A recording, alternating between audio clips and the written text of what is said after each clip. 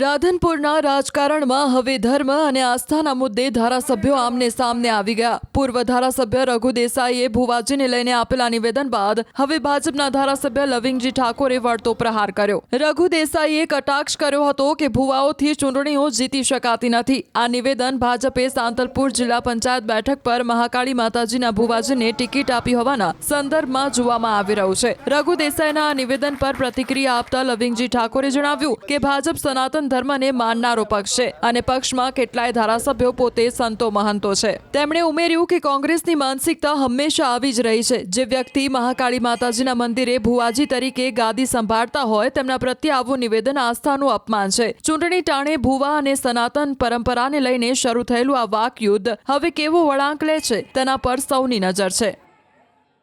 કોઈ દર ભુવા ભોપાથી ચૂંટણીઓ જીતાયેલી એમને તો ભગવાને બહુ બધી ગાદી આપી। એમને તો ગાદીએ બેઠા બેઠા આશીર્વાદ આપવાના હોય।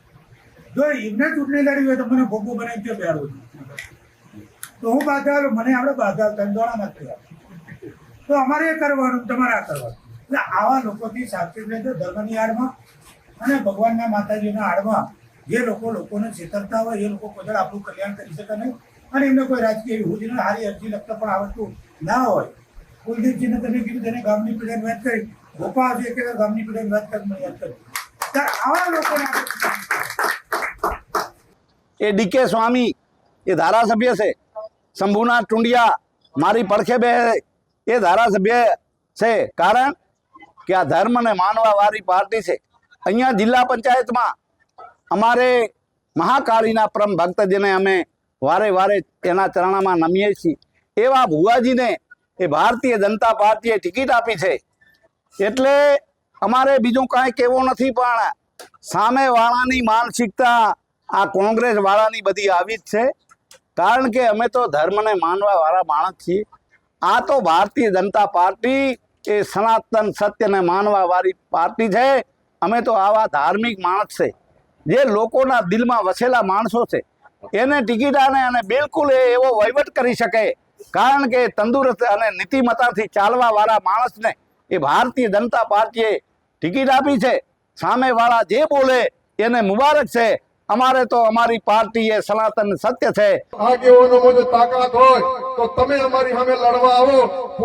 પોલીસનું કામ કરવા દો। ચૂંટણીઓમાં ભાજપ કોંગ્રેસ જયારે લડતી હોય અને જયારે અન્યાય થતો હોય ત્યારે પોલીસને ના મૂકો તો તમને ખબર પડે તમારી તાકાત બધે। અમારો કોંગ્રેસનો એક કાર્યકર હોય અને તમારા ભાજપના 1000 હોય ને તો મોરે મોરો દઈ દેવા કોંગ્રેસ તૈયાર છે।